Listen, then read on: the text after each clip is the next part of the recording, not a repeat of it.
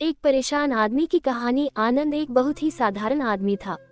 उसका एक अच्छा खासा परिवार और एक नौकरी थी, लेकिन पिछले कुछ दिनों से वह काफी परेशान रहने लगा था।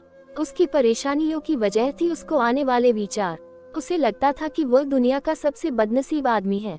पूरे घर का खर्चा उसे अकेले उठाना पड़ता है। घर में सबकी जिम्मेदारी भी उसी के कंधे पर है। आनंद की परेशानियां उसके चेहरे पर दिखने लगी थी। वो बात बात पर गुस्सा हो जाता। उसका चिड़चिड़ापन दिन प्रतिदिन बढ़ता ही जा रहा था। एक दिन आनंद अपने घर में ऐसे ही परेशान सा बैठा हुआ था, तभी उसका बेटा उसके पास आया और कहने लगा कि पापा, मुझे स्कूल से होमवर्क दिया गया है, क्या आप मुझे होमवर्क करने में हेल्प करेंगे। आनंद अपने बच्चे की पूरी बात सुने बिना ही उसके ऊपर गुस्सा हो गया और उसे काफी भला बुरा सुना दिया। बच्चा वहां से निराश होकर चला गया। थोड़ी देर बाद आनंद का गुस्सा शांत हुआ, तब उसे अपनी गलती का एहसास हुआ। आनंद अपने बच्चे के कमरे में गया, जहां उसने देखा कि उसका बच्चा नोटबुक में होमवर्क करते करते ही सो गया था। उसने नोटबुक उठाकर देखी। उसमें आज स्कूल से एक विषय पर पैराग्राफ लिखने के लिए दिया गया था। विषय कुछ ऐसा था, ऐसी चीजें जो पहले बुरी लगती है लेकिन होती अच्छी हैं। बच्चे ने एक कुछ पैराग्राफ उस विषय पर लिख लिए थे। आनंद उस नोटबुक में लिखे को पढ़ने लगा। बच्चे ने कुछ इस तरह से लिखा था, मैं उन परीक्षाओं का धन्यवाद करना चाहूंगा जो पहले मुझे बहुत बुरी लगती थी, लेकिन बाद में मुझे समझ आया उसके बाद ही वेकेशन आता है। मुझे बीमारी में खाई जाने वाली सभी कड़वी दवाइयों से नफरत थी, लेकिन बाद में मैं समझ पाया कि उन्हीं दवाओं की वजह से मैं स्वस्थ हो पाता था और बाकी सभी चीजों का मजा ले पाता था।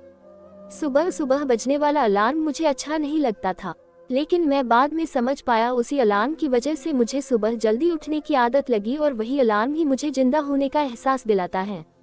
पहले मुझे मेरे पापा की डांट अच्छी नहीं लगती, लेकिन अब मैं समझ पाया हूँ उनकी डांट की वजह से ही मैं सही रास्ते पर बना रहता हूँ और अच्छे भविष्य की तरफ आगे बढ़ता हूँ।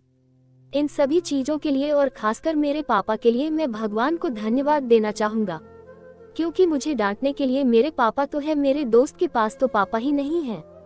मेरे पापा ही मेरी सारी जरूरतें पूरी करते हैं। कभी कभार डांटते भी है तो मेरे भले के लिए। अपने बेटे के विचार उस नोटबुक पर पढ़कर आनंद गहरी सोच में पड़ गया। बेटे के लिखे हुए विचार उसके दिमाग में घूमने लगे।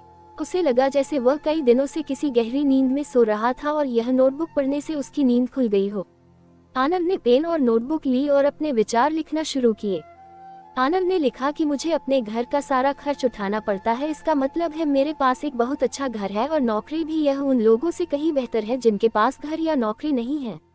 सबकी जिम्मेदारी मुझे निभानी पड़ती है, इसका मतलब है मेरे पास अपना एक परिवार है। मतलब मैं उन सभी लोगों से ज्यादा खुशनसीब हूँ जो अकेले या अनाथ हैं। आनंद ऐसे ही एक के बाद एक अपनी सारी परेशानियां लिखता गया और उन परेशानियों का दूसरा पहलू जो कि पूरी तरह पॉजिटिव था। ये सब करने के बाद उसका मन और दिमाग बिल्कुल हल्का हो गया। उसे लगा जैसे जिन्हें वो परेशानी समझ रहा था वो कोई परेशानियां थी ही नहीं। दोस्तों, हम में से कई लोग अपने जीवन में घटने वाली हर घटना को नकारात्मक दृष्टि से देखते हैं और हमेशा दुखी रहते हैं।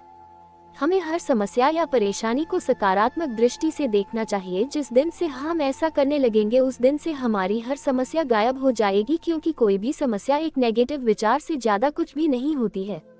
अगर आपको हमारी यह कहानी पसंद आई हो तो कृपया हमारे चैनल को सब्सक्राइब करें। धन्यवाद।